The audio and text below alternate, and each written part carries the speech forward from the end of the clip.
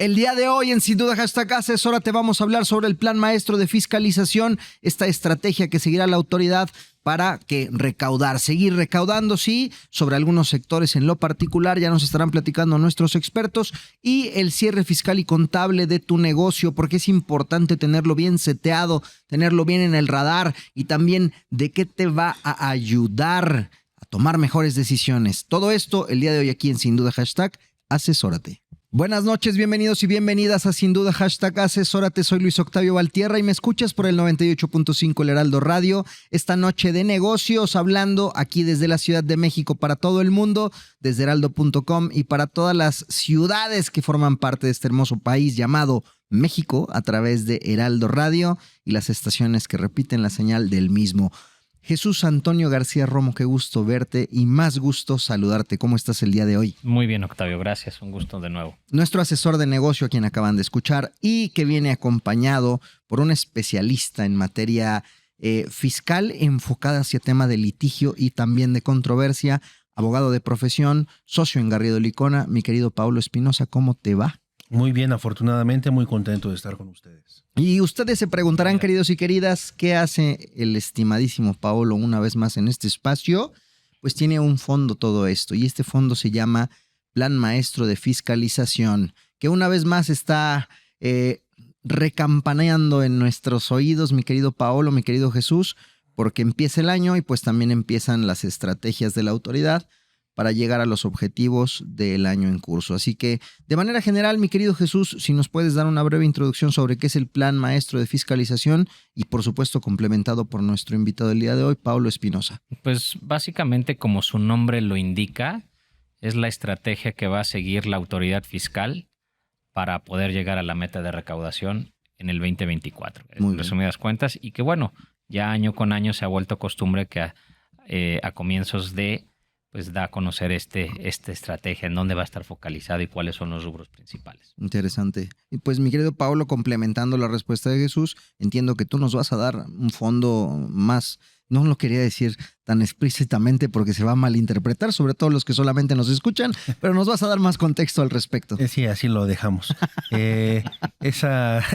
Esto que comenta Antonio, pues evidentemente está acompañado de un documento formal que es publicado en la página oficial del Servicio de Administración Tributaria, y este documento tiene distintos capítulos en donde el SAT va anunciando todas las estrategias y planeaciones que va a querer lograr y conseguir en cada uno de esos rubros, como la atención del contribuyente, como temas de recaudación, temas de fiscalización, temas de ejes rectores de programación de auditorías, inclusive de defensa fiscal, que es lo que van a hacer para ganar más litigios. Ok, todo esto viene en capítulos, entiendo, ¿o cómo viene? ¿Viene en un índice?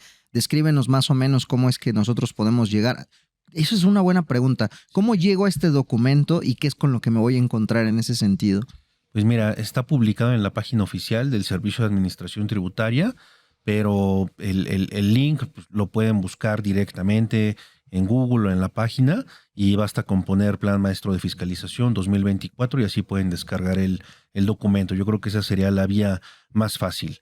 Ya lo descargas y es un documento de alrededor de 15 hojas, eso es lo que se replica año tras año, y en cada una de las páginas viene desarrollado cada uno de estos rubros, y algunos inclusive con imágenes y formatos para hacer una lectura sumamente amigable. Y evidentemente pues te van explicando, no a detalle, pero sí te sientan algunos parámetros que te dejan una idea muy clara de qué es lo que va a hacer la autoridad durante el ejercicio en curso. Muy bien, y sobre estas bases, y bueno, por las pláticas que hemos tenido previas, entiendo que hay algunos sectores que tienen mayor foco, otros que inclusive han ido perdiéndolo, y otros sobre los cuales el foco permanece, ¿cierto? Sí. ¿Cuáles serían estos escenarios? Mira, por ejemplo, en este punto que comentas, lo puedes encontrar en el rubro de fiscalización y recaudación.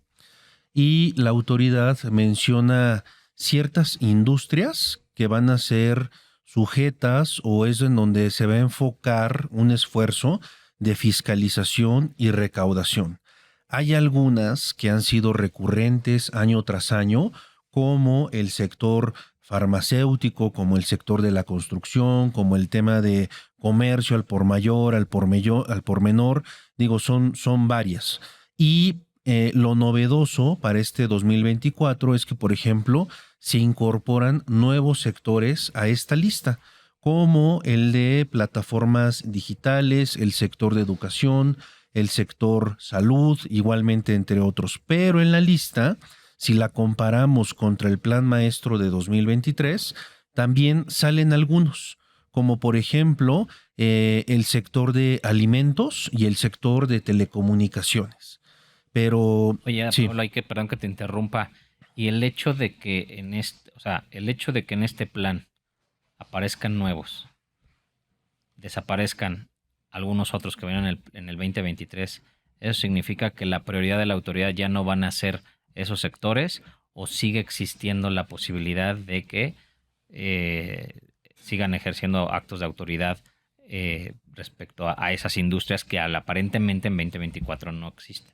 Esa pregunta es muy interesante, Antonio, porque digamos, por ejemplo, el sector de alimentos, que ya no está en la lista, puede abrir el plan de fiscalización y dice, ya no estoy, me salvé y entonces ya no me van a fiscalizar. La respuesta rotunda sería un no. O sea, son tendencias de sectores en donde la autoridad está identificando que ellos pueden tener un área de oportunidad para implementar programas de fiscalización. Pero el hecho de que no pertenezcas o estés en esa lista no significa que no te vayan a auditar. Y viceversa. O sea, tampoco significa que porque estás en la lista, por ejemplo, alguien que tiene o se dedica al sector de plataformas digitales, lo incluyen en 2024 y entonces significa que a partir de la publicación ya vas a tener al SAT abriéndote una auditoría. O sea, no necesariamente, pero digamos que es una lista enunciativa, pero la autoridad siempre va a tener facultades para fiscalizar a cualquier sector, a cualquier industria, y lo interesante del caso es que esto es lo que está viendo para 2024.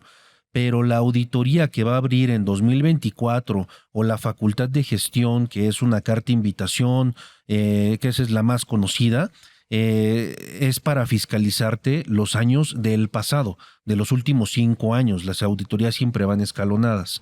Entonces, no significa que sean solo esos. O sea que, en todo caso, para la gente que nos está escuchando, ¿a qué tendríamos que estar poniéndole atención? Me imagino que van a ser los actos o conductas que la autoridad va a estar observando y le va a estar dando seguimiento. Y que eso es lo que me imagino que nos vas a platicar. Y sí me gustaría que ahondaras un poco más en eso, porque creo que ahí es en donde está el parámetro para aquellas industrias que entran y otras que aparentemente salen, que pueden seguir siendo objeto de fiscalización, ¿no? Sí, hay también en el mismo rubro de fiscalización y recaudación, la autoridad menciona algunas conductas que pueden ser sujetas de una programación, de una auditoría o que te manden a llamar para que expliques. Y va relacionado, por ejemplo, con la implementación del reciclo. Una es un ejemplo de eso, otro es la aplicación de beneficios de tratados internacionales, el otro es el tema de EFOS, de EDOS, las reestructuras corporativas, las fusiones, las escisiones. Digo, son demasiados rubros los que están listados, pero prácticamente debes de poner atención en lo que está señalado ahí, porque hay algo que tal vez no le puede gustar a la autoridad, o inclusive que ya se convirtió, por ejemplo, en un criterio normativo y que ahora lo va a materializar a través de una auditoría o a través de una carta invitación. Oye, y una pregunta, hablabas justo un concepto que hoy también resuena bastante y es el de plataformas digitales. ¿Cómo tendríamos que estar entendiendo esta industria o este segmento en lo particular? ¿Qué son las plataformas digitales? Bueno, son los contribuyentes que obtienen ingresos o que su actividad preponderante está relacionada con el uso y el desarrollo de plataformas digitales. O sea, hubo una reforma, inclusive en la ley de IVA hace algunos años, para regular el tratamiento fiscal de IVA en el uso de plataformas digitales y los ingresos que obtenías en plataformas digitales, pero eso ha dado lugar a múltiples interpretaciones y también a la aplicación de tratados internacionales, porque no necesariamente todos esos contribuyentes realizan operaciones en México o son mexicanos. Entonces, ese sector es el que ingresa a la lista y yo creo que obedece al uso de tecnología. Creo que eso es lo que me llama la atención, porque al final del día, en mi experiencia, mucho de lo que se da dentro de las llamadas plataformas digitales, diagonal, comercio electrónico, no necesariamente se queda en sus países de origen, sino o vienen del extranjero o desde nuestro país, digamos que migran a otros países. Y entonces ahí entiendo que lo que estaría vigilando probablemente la autoridad, ya decías, temas de tratados internacionales, temas de retenciones, o sea, ¿cuál criterio habría que estar aplicando en esos casos particulares? Y bueno, hoy, Jesús, muchas empresas basan sus operaciones precisamente por los costos más bajos en comercio electrónico, en la plataforma electrónica. Se ha vuelto algo muy rentable y por ello habría que estar muy atentos al mismo, ¿cierto? Totalmente, pero yo creo que por eso es que creo que va concatenado con los temas en los cuales se va a enfocar la autoridad, como por ejemplo uno de los rubros es el IVA, ¿no? Sí. El IVA, el tratamiento tasa cero, uso indebido de saldos a favor, los no objeto, son temas en los que la propia autoridad ya nos está dando la pauta hacia dónde se pretende enfocar en estas industrias, ¿no? Sí. Entiendo que nos vas a dar, pues, justo más ejemplos sobre esto. Ya vamos llegando al final de este primer bloque, mi querido Paolo. Entonces, ya digamos, recapitulando, ya nos dijiste, bueno, cuáles son los sectores en los que la autoridad va a estar prestando especial atención, los que mantienen el foco, y por ahí interrumpimos un poco lo último, que eran los que, digamos, hoy desaparecen del radar, que por ahí tenías el tema de los alimentos, y ahí, para redondear esa idea, ¿qué otros desaparecen, digamos? Alimentos y telecomunicaciones. Telecomunicaciones. Y algo que destacaba, bueno, que yo quiero destacar, por ejemplo, en el tema de alimentos, es que en el mismo rubro de fiscalización y recaudación dice que el SAT se va a enfocar en la aplicación de la tasa en el correcto implementación de la tasa del 0%, que la industria de alimentos pues es una industria que convive naturalmente con la tasa del 0%, y ese es un ejemplo muy bueno en donde sale de la lista la industria o el sector de alimentos, pero por otro lado te dicen que van a revisar el 0% de IVA. Muy bien, pues queridos y queridas, no se nos mueva, vamos a una breve pausa aquí en Sin Duda #asesórate por el 98.5, ya volvemos.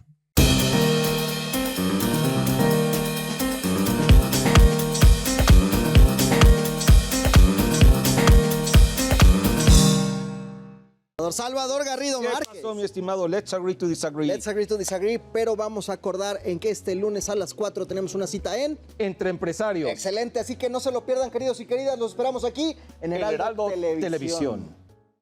Asesórate. Asesórate. Asesórate. Asesórate. Asesórate. Asesórate. Asesórate. Asesórate. Asesórate. Asesórate. No nos cansaremos de decírtelo. Asesórate. Garrido Licona. Asesoría fiscal, legal, financiera y de negocios. Visítanos en garridolicona.com. Bienvenidos de regreso a Sin Duda #asesórate. Nos escuchas por el 98.5 Heraldo Radio en la Ciudad de México y en todo el mundo a través de heraldo.com. Soy Luis Octavio Valtierra y están conmigo Jesús Antonio García Romo y Paulo Espinosa, socios en Garrido Licona, asesores de negocio, y quienes nos están platicando sobre el Plan Maestro de Fiscalización para 2024, que es el tema que nos tiene hoy en la mesa de Sin Duda #asesórate. Así que, mi querido Paulo, previamente estuvimos platicando en el bloque anterior sobre los sectores que serán, digamos, que tendrán el foco, que estarán en el radar de la autoridad, los que entran, los que permanecen y los que, por decirlo de una manera, salen, sin embargo, que no tendrán que relajarse. Y también acordamos platicar en este segundo bloque sobre los puntos medulares que tendrían que estar observando los contribuyentes, porque son la parte de la estrategia que estará aplicando la autoridad para llevar a cabo esta fiscalización estratégica durante 2024. Paulo Espinosa, ¿qué más? A ver, hay varios puntos en el plan maestro que a mí me llaman mucho la atención. Por ejemplo, en el tema de atención al contribuyente, lo que establece el plan es que el SAT va a implementar mejoras para tener acercamiento de sesiones informativas con los contribuyentes a fin de hacerles ver la ventaja de cumplir con sus obligaciones y pertenecer a un esquema formal pagaderos de impuestos, tanto en una vida cotidiana fiscal, pero también que eso les puede repercutir en beneficios de cotizar en un seguro, no estar en un buro de crédito, acceder a créditos hipotecarios, entre otras cosas. Y también, por otro lado, hay otros rubros que también destacan mucho y llaman mi atención, como por ejemplo el plan establece por primera vez en este 2024 que van a hacer uso de inteligencia artificial. Y eso significa que no es que te vayan a fiscalizar con inteligencia artificial, no va a llegar un robot a tocarte la puerta o un bot, ¿no? Ahí en tu Twitter o algo por el estilo, sino que más bien el SAT va a hacer uso de esa inteligencia artificial para crear programas de fiscalización y para planear una estrategia a fin de que pueda ser más redituables sus auditorías y su fiscalización. Y con el uso de estas herramientas tecnológicas, ellos lo que quieren tratar de captar son a contribuyentes de riesgo, temas de EFOS, de EDOS, las nomineras, temas del uso indebido de tratados internacionales, el debido cumplimiento, por ejemplo, de controles volumétricos en materia de hidrocarburos, el uso correcto del IVA, entre otras cuestiones. Oye, hoy, bueno, evidentemente el tema de inteligencia artificial también es novedoso en el sentido de que lo encontramos en muchas materias, en muchas áreas, en áreas de desarrollo, en tema de comercio, pero no sé si hoy día tenemos plena claridad, más allá de lo que nos acabas de compartir porque tiene lógica, pero ya de la implementación propiamente hablando de la inteligencia artificial, y lo llevo al punto de cuando empezó también la fiscalización a través de la digitalización, es decir, los FDIs famosos, donde la autoridad ya tenía información precargada y que eso nos permitió también desarrollar estrategias con base tecnológica para poder compartir la misma información que la autoridad. Entiendo que en el tema de inteligencia artificial vamos para allá, mi querido Jesús. Sí, yo creo que valdría la pena que nos explicaras brevemente cuál es la diferencia entre usar tecnología para hacer conciliaciones, que bueno, eso pues ya es conocido que se hace. Sucede. Y la otra es, oye, ¿cómo voy se oye muy, muy rimbombante el término inteligencia artificial para generar un plan más preciso para fiscalizar, ¿no? ¿Qué es lo que va a hacer? Porque entiendo que por ahí hablaba de análisis de datos o de grafos, etcétera. O sea, ¿qué quiere decir esto? ¿Cómo es? Ponnos un ejemplo. El uso de tecnología, yo lo leo para eficientar tu trabajo y hacer las tareas automatizadas. En la determinación de impuestos, por ejemplo. Encontrar datos en el CFDI, pero también hay herramientas tecnológicas que te permiten ser más eficiente para el cumplimiento de tus obligaciones fiscales. Ahora, el uso de inteligencia artificial, principalmente lo que predomina es la detección de patrones que implican un abuso por parte de los contribuyentes a ojos de la autoridad sobre la implementación de ciertas cuestiones fiscales con las cuales ellos consideran que hay una elusión, evasión fiscal o un aprovechamiento indebido. Esto, inclusive en la página de la propia autoridad fiscal hay varios estudios en donde tú puedes visualizar cómo se componen los nodos, por ejemplo, de detección de empresas que facturan operaciones simuladas. Y visualmente, como pueden imaginarlo todos, es como si fuera una conexión de una red neurológica en donde está alguien que está vendiendo, dicho propiamente, facturas. Y entonces se dan cuenta con un patrón cada cuando vende esas facturas, que normalmente pueden ser a lo mejor en el mes de diciembre.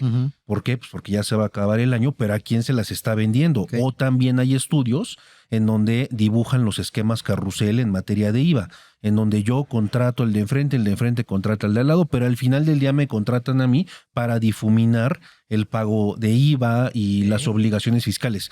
Pero todo eso se puede ver de una manera esquemática y está en la página de la autoridad.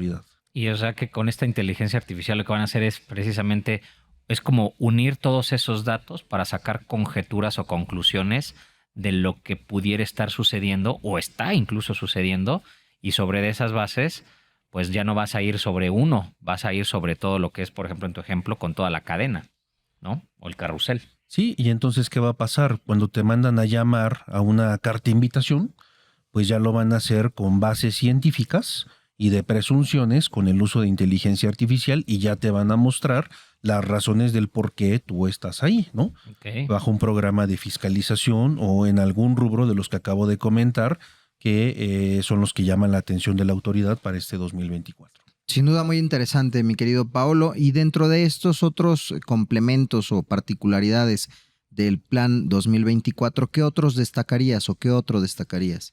Pues mira, a mí hay uno que me llama mucho la atención porque claramente persigue un tema de recaudación.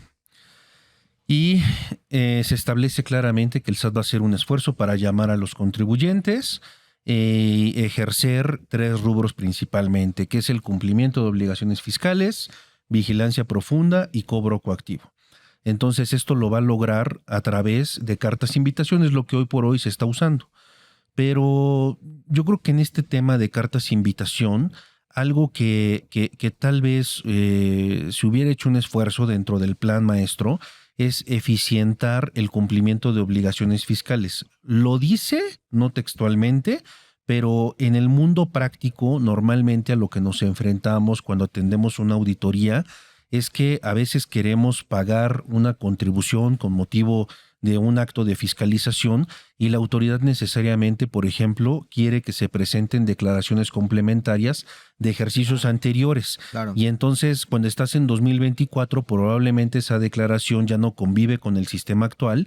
Entonces creo que ahí debieron haber también hecho un esfuerzo o sumado ese esfuerzo de fiscalizar y recaudar el hecho de implementar medidas tan simples como líneas de captura. Oye, si quieres autocorregirte en una facultad de comprobación o de gestión, ya te voy a dar una línea de captura para que no tengas que regresar a declaraciones complementarias. Ese yo creo que es un rubro que me llama mucho la atención, y el plan maestro tampoco toca algo relacionado al uso de la compensación universal con motivo de la reforma reciente, en donde los contribuyentes auditados y que quieran pagar por un tema de incumplimiento ya pueden hacer uso de esta compensación, pero hoy no hay una regla miscelánea publicada. Entonces yo creo que el plan maestro debió haberse encargado también de este punto y no solamente limitar esta autocorrección a través de la aplicación de saldos a favor a una visita domiciliaria o revisión de gabinete, sino que también fuera extensiva a revisiones electrónicas e inclusive a cartas de invitación. Oye, no, eso que comentas es bien interesante porque no lo dice, medio te da a entender que ahora sí que pudiera ser que sí, ¿no? Al menos hablando de lo que es la facilitación del proceso de autocorrección, por ejemplo, que bien comentas el tema de las líneas de captura, sería un hitazo y yo creo que recaudarían aún más.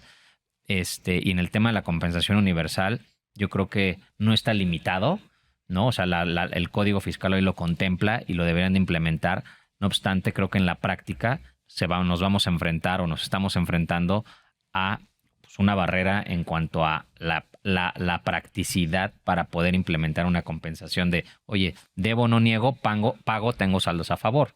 Entonces, ¿cómo te pago autoridad con estos saldos a favor si no hay la posibilidad de hacerlo? Que sí lo puede haber de manera, digamos que por escrito, pero bueno, ya empezamos con pues, los obstáculos, ¿no? Ahora, un tema también interesante es qué va a pasar con las invitaciones de revisiones profundas, en donde normalmente aquí no le ha pasado que vas a la reunión con la autoridad y te empiezan a decir tus discrepancias y sales con una lista de temas, pero en realidad no sales con el detalle o la autoridad no nos proporciona. Yo creo que eso es un área de oportunidad bien importante porque además se tiene la información en donde puedas explicar cuáles son esas diferencias para que pues, el contribuyente de manera práctica y proactiva pues, se autocorrija, identifique las cosas de manera inmediata y pues que tenga que suceder lo que tenga que suceder, ¿no?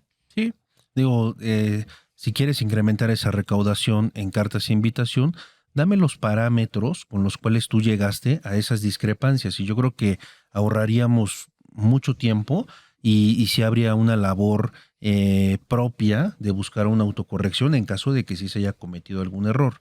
De otra manera, tú tienes una labor de investigación, de identificación de esas discrepancias. ¿Alguna idea ya para cerrar el bloque, mi querido Paolo, un punto final para este tema por el momento?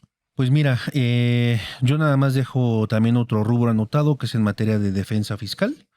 Hay un rubro en donde dice que van a poner especial énfasis en los litigios, sobre todo aquellos que tengan una cuantía superior a 100 millones de pesos. No dice que si sean base, si sean impuesto, pero esos litigios los va a seguir el SAT de cerca. De acuerdo. Pues Paulo Espinosa, socio en Garrido Licón, especialista en temas de litigio y controversia, estuvo con nosotros en Sin Duda #Asesórate platicando sobre el Plan Maestro de Fiscalización para 2024. Estoy seguro que te vamos a escuchar en otros foros. No es la primera de muchas aquí en Sin Duda. Paolo, muchas gracias nuevamente. Gracias a ustedes. Y bueno, pues queridos y queridas, nosotros vamos a una breve pausa y regresamos a este espacio que se transmite por el 98.5 Heraldo Radio. El outsourcing no es indebido y no ha desaparecido. Hoy se le conoce como servicios especializados. Lo que es indebido es que tú o tus proveedores no estén correctamente registrados ante la autoridad y no cumplan con los requisitos establecidos. Esto puede traerte consecuencias fiscales, legales e incluso penales. Evita riesgos innecesarios. Contáctanos. GL Working. Working for you. www.glworking.com. Estamos de regreso en Sin Duda #Asesórate, transmitiendo desde el 98.5 el Heraldo Radio. Desde la Ciudad de México y a todo el mundo a través de heraldo.com. Mi querido Jesús Antonio, para este bloque traemos, para este y el siguiente bloque, traemos tema relevante también, toda vez que ya está, pues que el ejercicio 2023, digamos que concluyó en cuanto a lo que ingresaste, digamos lo que también salió desde tu negocio y va vinculado con materia contable. ¿Cómo va este cierre contable? ¿Qué tendríamos que entender por ello y qué tendríamos que traer en el radar, en el foco, bajo estos efectos? Así que invitamos a mi querido Ricardo Lechuga, socio de Garrido Licona, también experto en diferentes materias, por supuesto, en la parte financiera y en la parte contable, una de ellas, a quien le doy la más cordial bienvenida. Ricardo, ¿cómo estás? Mi querido Octavio, buenas noches. ¿Cómo Richard, estás? buenas noches. Un gusto buenas tenerte noches, ¿cómo nuevamente estás? con nosotros. Gusto es mío. Pues, Como siempre. si te parece bien, danos un breve contexto sobre esta materia, sobre la parte del cierre contable. ¿Por qué debemos de traerlo bien presente y, sobre todo, qué debemos de tener presente? Claro. Bueno, la información financiera es indispensable hoy en día en las empresas, derivado que a través de ella se toman decisiones, ¿no? Desde el tema de los accionistas, ven temas de inversión, temas de mejora, posibles inversionistas, incluso aquellas empresas que son públicas, pues los inversionistas, el mercado en general, ve los estados financieros, ve todo el tema, todo el contexto que tienen, y sobre eso toman decisiones, sobre eso se planean los presupuestos para el año 2024, se le da seguimiento a esos temas, entonces es bien relevante el tema de la información financiera. Hay que recordar que el cierre financiero de este año 2023, que estamos ya, muchas empresas lo están viviendo. Hoy en día muchos empezaron a cerrar o están cerrando o vienen sus fechas próximas de reporte. Pues es bien indispensable porque esa es la información base para analizar el presupuesto del año 2023 planteado a inicio de año. Es un tema para ver las razones financieras, sobre todo razones de liquidez, razones de solvencia, márgenes financieros, márgenes de utilidad, EBITDA, por el tema de toma de decisiones. Y bueno, también para incluso para temas insisto, el tema de nuevas inversiones. Prácticamente es un análisis general de la información financiera. Es la situación déjame llamarlo como un tema médico, es la salud de la empresa. La salud financiera, ¿no? Entonces llegamos al tema de la relevancia en cuanto a que la información financiera se presente de forma razonable, ¿no? En los estados financieros básicos, ¿no? Entonces esto es básico para que las empresas tomen decisiones. Esa es la importancia de toda esta información. Que ahí, mi querido Jesús, yo ahora presumiéndoles, queridas y queridos, que ya estoy tomando mis primeros pininos en materia contable y por consecuencia materia financiera. Claro. Entiendo que a lo largo de la vida de una empresa se llama o se habla de los 4 grandes estados que tienen los estados financieros que se tienen que estar presentando de manera consecutiva y que te van dando el radar, te van dando el temple de esto que nos menciona Ricardo, cuál es la situación de salud de tu empresa, de tu negocio. Y sobre estas bases entiendo que esto sería como juntar todos esos estudios, todos esos análisis, todos esos diagnósticos que tus médicos te van entregando mes a mes, completarlos en un solo reporte anual y empezar a sacar estas deducciones, es decir, estas conclusiones del estado de salud de tu negocio. Jesús Antonio. Yo diría que sí, tienes razón. Yo diría, Ricardo, que tomando en cuenta que, como bien dices, el cierre financiero es fundamental para analizar qué hicimos bien o qué hicimos mal durante el año y qué vamos a mejorar hacia el año que estamos ahorita ya viviendo. Bueno, partimos de estos estados financieros, déjame llamarlos básicos, que pues la administración debiera de estar generando y prácticamente asegurando de que siguieron una normatividad contable, ¿no? Bueno, en este caso, pues las normas de información financiera aplicables para México. Probablemente hay quienes pues tengan que hacer ciertas adecuaciones para reportar en normas norteamericanas o internacionales, pero ¿cuáles serían aquellos temas o aspectos fundamentales? Hablabas de razones financieras, yo creo que sería interesante que nos tocaras cuáles son las principales razones financieras que deberían de los empresarios o la gente que nos está escuchando, que deben ser sé que hay muchísimas, pero cuáles son las fundamentales que deberían de tener ahorita en el radar y que son de aplicación inmediata en la medida en la que tengas ciertos estados financieros ya determinados. ¿Cuáles serían esas? ¿Y cuáles son esos estados financieros de los cuales tendrías que partir para decir, oye, a ver, para tomar X decisión, tengo que tener al menos este estado financiero y al menos estas razones financieras que son fundamentales, por ejemplo, pues para si se van a determinar o no incrementos de sueldos, si vas a aperturar o no una nueva línea de producción o qué sé yo, ¿no? Sí, de acuerdo. Y es bien interesante porque una de las razones financieras que son elementales es la liquidez. O sea, lo que se vuelve líquido en los próximos meses, días, 12 meses, ¿no? Que es el tema de la relación de los pasivos circulantes, o sea, lo que se convierte, lo que tienes que pagar en los próximos 12 meses con el tema de los activos circulantes, es decir, tus derechos, lo que puedes tú materializar en flujo de efectivo. Esta es la razón esencial. Siempre se busca que el activo sea mayor al pasivo circulante, con la finalidad de que los pasivos se puedan liquidar sin ningún problema. Las deudas a corto plazo. A corto plazo, de acuerdo. Y luego viene el tema de la famosa solvencia, que es esa comparación de activos y pasivos totales, ¿no? O sea, ya de ahí comparas cuánto tienes de activos totales para solventar tus pasivos. También se busca, pues, que precisamente que los activos, los derechos, sean mayores a los pasivos para poder no tener problemas de contingencias, ¿no? Hacia futuro, ¿no? Esas son las razones esenciales en cuanto al balance. Ahora bien, hay otras más, pero son las esenciales que siempre visualizan los empresarios, visualizan los lectores de los estados financieros. Hay otras esenciales en estos resultados, sobre todo el tema de los márgenes de utilidad. El tema de la utilidad bruta, o sea, cuánto fue tu ingreso, cuántos son tus costos operativos y ver cuánto ganaste en tu operación. Si hablamos esto de una empresa comercializadora de servicios. Si hablamos de una empresa financiera, pues el margen de intermediación financiera, que son los intereses que tú ganas y los que tú pagas por tus fondeos. Eso es bien interesante, ¿no?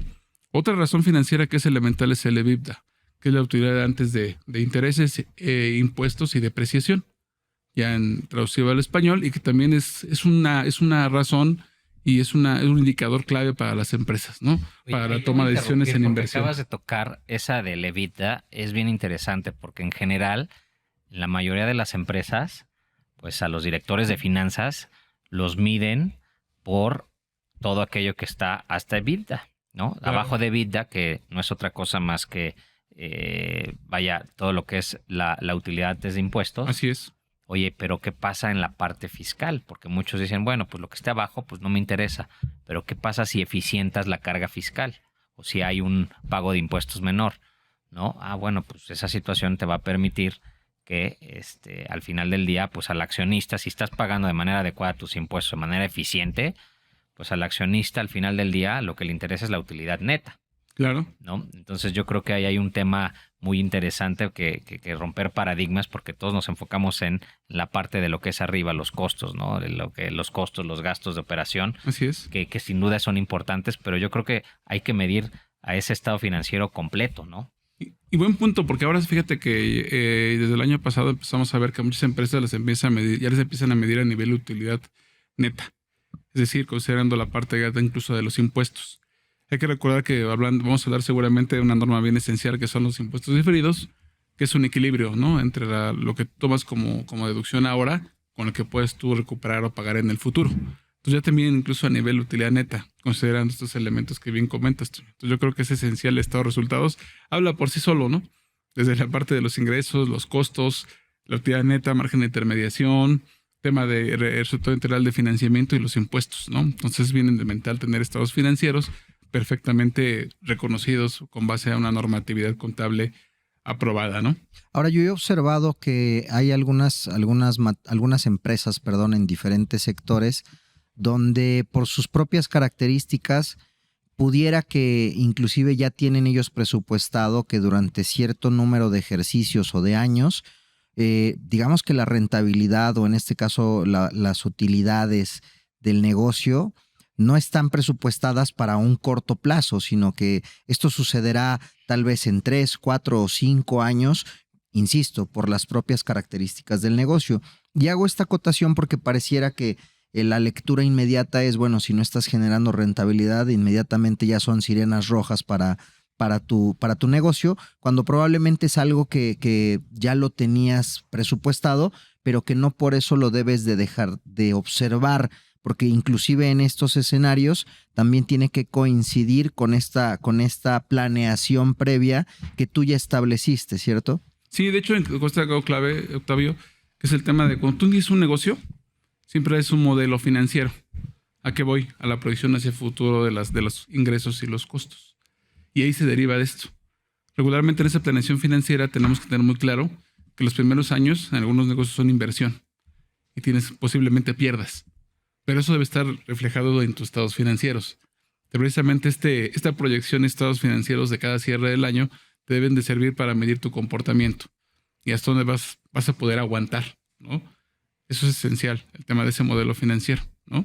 Y lo veo, por ejemplo, si eres una empresa del sector financiero que precisamente estás enfocado a la colocación de este propio recurso y que, bueno, por la propia característica de tu negocio, pues es dinero que tú vas a poner para que otras empresas generen un crecimiento y probablemente tu recuperación junto con tu rentabilidad, pues no va a ser inmediata, porque todo este escenario siempre se proyecta a rentas a cumplirse en plazos y plazos que pues evidentemente vas a llegar a tu punto de equilibrio y a partir de ahí empieza la rentabilidad propia para tu negocio, ¿cierto? Sí, es cierto, y va a depender mucho del tipo de negocio. O sea, comentaste ahorita una empresa de servicios o manufactura, es un hecho que los primeros años tiene que invertir en mercado, en maquinaria, en equipo, publicidad, y eso le va a costar. Y entonces tiene que proyectarlo en su modelo de negocio. Una empresa financiera per se que se dedica a dar créditos o actividades financieras es más plano su negocio, porque ellos trabajan con dinero ajeno. Más bien tienes que hacer un modelo para ver cómo vas a obtener un fondeo. Y ese tipo de empresas es muy difícil que pierdan. O sea, en su razón de negocio no pueden perder, porque debes de colocar a una tasa mayor a la que tú obtienes. Entonces hay que ver cada uno de los modelos de negocio para ver el comportamiento. Y por eso nuevamente recalco el tema de la esencia en que la información financiera es indispensable, la información de cierre. Vamos a hacer una brevísima pausa, mi querido Ricardo, en este espacio titulado sin duda #asesórate, que se transmite por el 98.5 El Heraldo Radio, y para que nos cuentes más sobre este cierre financiero y contable aquí en sin duda #asesórate. Para hacer negocio hay que generar confianza. En GL Auditoría analizamos y nos aseguramos que la información financiera de tu empresa genere confianza y tranquilidad para tus clientes, socios, autoridades e instituciones financieras, entre otros. GL Auditoría. Preservamos tu patrimonio. www.glauditoria.com. Soy Luis Octavio Valtierra y me escuchas por el 98.5 El Heraldo Radio, platicando con Ricardo Lechuga y con Jesús Antonio García Romo. Temas de cierre financiero contable, mi querido Ricardo. Ya nos dabas un panorama bastante extenso de la importancia de hacer un correcto cierre, digamos que el impacto que tiene también el hacerlo de manera adecuada sobre la toma de decisiones. Nos dabas una analogía, una metáfora sobre esta radiografía, este análisis clínico sobre la situación de salud del mismo, de tu negocio, y despedíamos el bloque anterior hablando sobre, bueno, la lectura y cómo se va, digamos, materializando y bajando la información. Y bueno, justo regresando para este bloque, quería retomar ideas relevantes sobre, no solo sobre los aspectos que va a impactar la información, sino, bueno, ya hoy día en pleno, ya estamos por concluir el primer mes de 2024. ¿Qué más rescataríamos, qué más deberíamos de tener en el radar al respecto del cierre contable y financiero, mi querido Ricardo Lechuga? Sí, son muchos temas, incluso el tema de la evaluación de los riesgos. O sea, ¿qué puntos tienes que considerar para que tengas que evaluar un posible riesgo de tu negocio? Y hablábamos del tema de seguir prácticas contables agresivas, sobre todo en el tema de reconocimiento de ingresos, que los puedas inflar, o el ocultamiento de los costos. Entonces hay que tener mucho cuidado en eso. Y otro tema esencial que empezar a visualizar la dependencia económica. ¿A qué me refiero? A la dependencia económica de un cliente o de un proveedor. Okay. ¿No? Porque hay muchos negocios que así están. Tienen uno o dos clientes o un proveedor que es el único que les da la materia prima o el servicio. Entonces, ahí se carga dependen. la balanza. Exactamente. Es un foco rojo por Exactamente. el tema de continuidad. De continuidad. El famoso no poner todos los huevos en una canasta, porque Exacto. ¿qué pasa si la canasta se te desfonda? Es correcto. Entonces Ok. ahí tenemos que empezar a visualizar ese tipo de temas en los aspectos financieros, ¿no?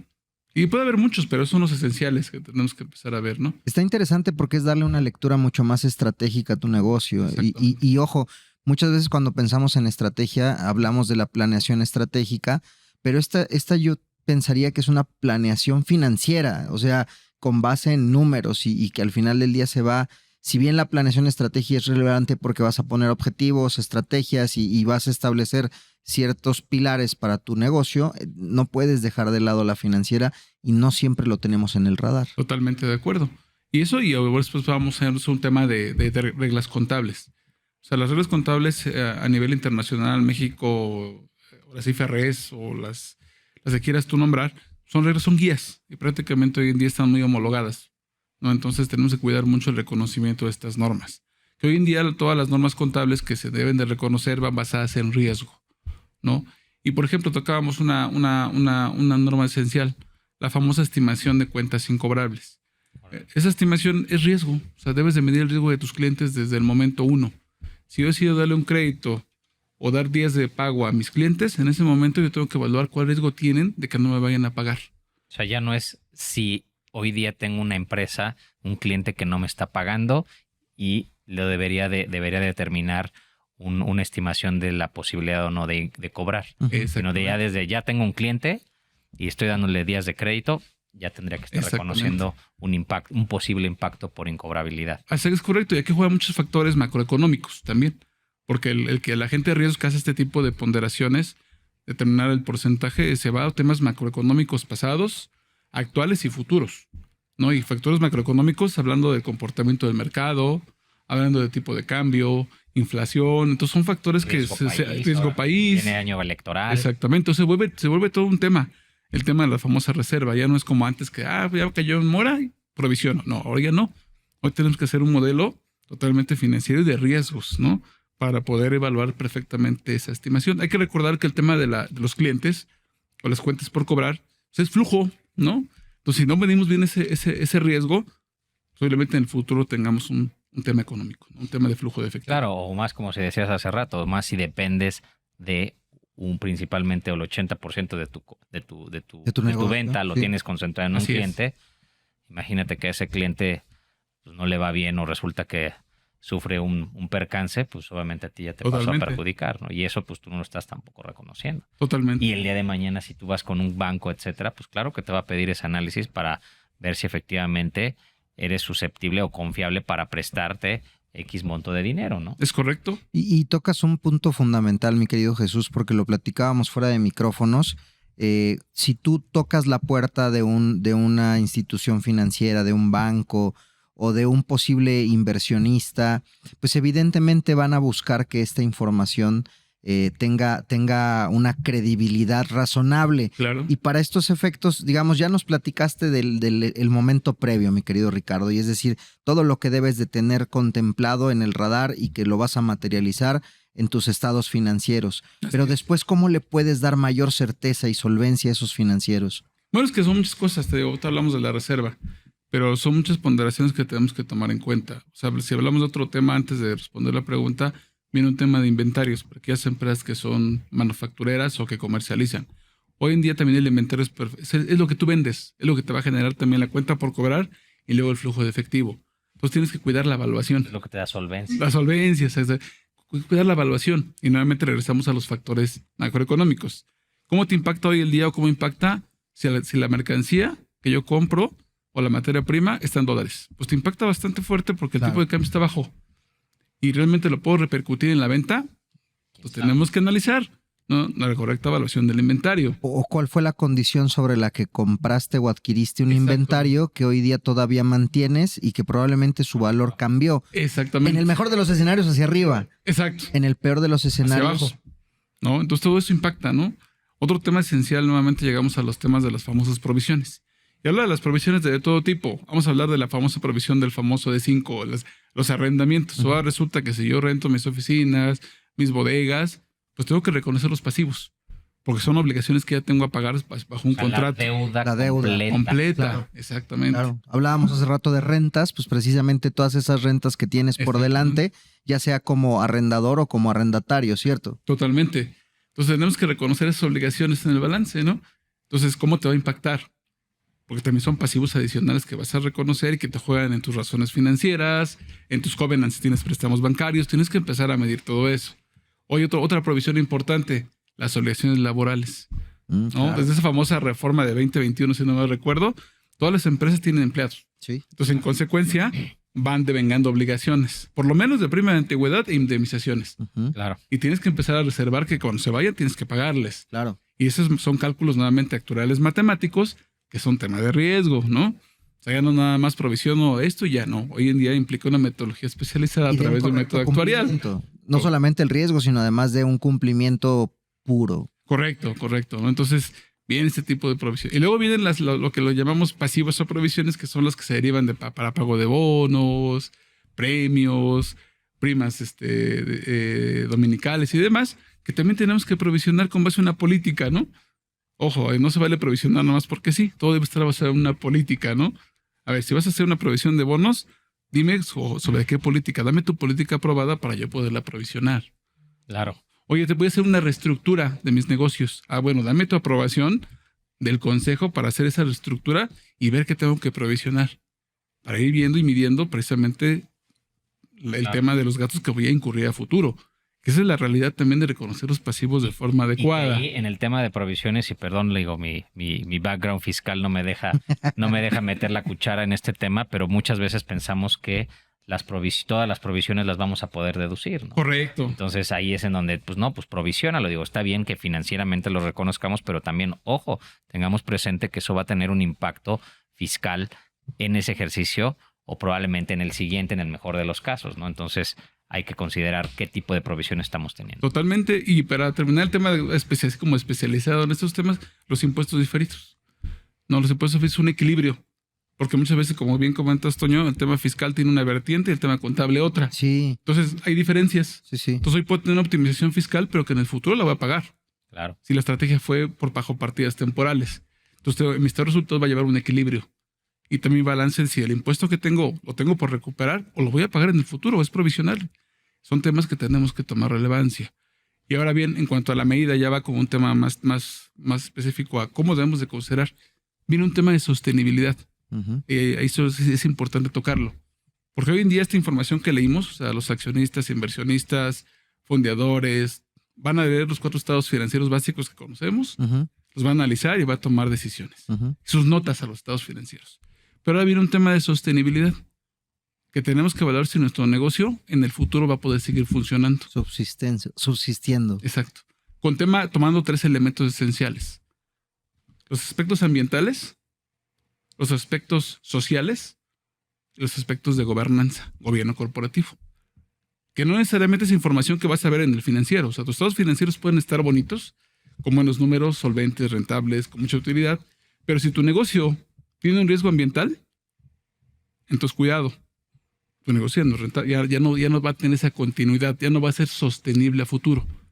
Ejemplo, si mi negocio depende del agua y el lugar donde estoy ubicado ya no hay agua, sí, o se está acabando, pues claro. Tengo un tema de riesgo sostenible hacia futuro, ¿no? Puedo poner un ejemplo. Hoy en día se dice que las empresas los armadores de autos seguimos haciendo autos a gasolina o híbridos, pero se dice que en 2035 deben ser eléctricos. Si yo hago una inversión y mi planta está hecha para funcionar 30 años para producir carros híbridos o a gasolina, pues diría, oye, tienes un riesgo. Claro. Porque en el 35, por reglamentación, ya no vas a poder. Entonces, ¿no tienes que castigar tu planta? ¿No tienes un riesgo sostenible? Nuevas inversiones que tienes que hacer para poder cambiar tu negocio. Sí, ¿no? A lo mejor acabas de hacer una inversión en una nueva línea de producción y pues en 15 años ya no va a ser déjame decir, productiva, ¿no? O ya no, o vas a bajar tu producción sustancialmente. Exacto. Porque en principio pues los vehículos eléctricos van a entrar, ¿no? Entonces sí, es un impacto muy fuerte y eso no se da de manera inmediata. O sea, son cosas que no van a determinar los equipos internos. Hay que apelar a especialistas para determinar esos cálculos y ahora sí de traducirlos a la parte financiera, Es ¿no? correcto. Muy bien, pues mi querido Ricardo, vamos llegando al final de este programa, no solo de este bloque, agradeciendo por supuesto tu participación en Sin Duda #Asesórate. Octavio. Jesús Antonio García Romo, muchísimas gracias Un gusto. a mi asesor de negocio, yo soy Luis Octavio Valtierra. Se quedan aquí con la estación, con Heraldo Radio 98.5. Esto fue Sin Duda #Asesórate. Nos escuchamos la próxima semana. Chao, bye.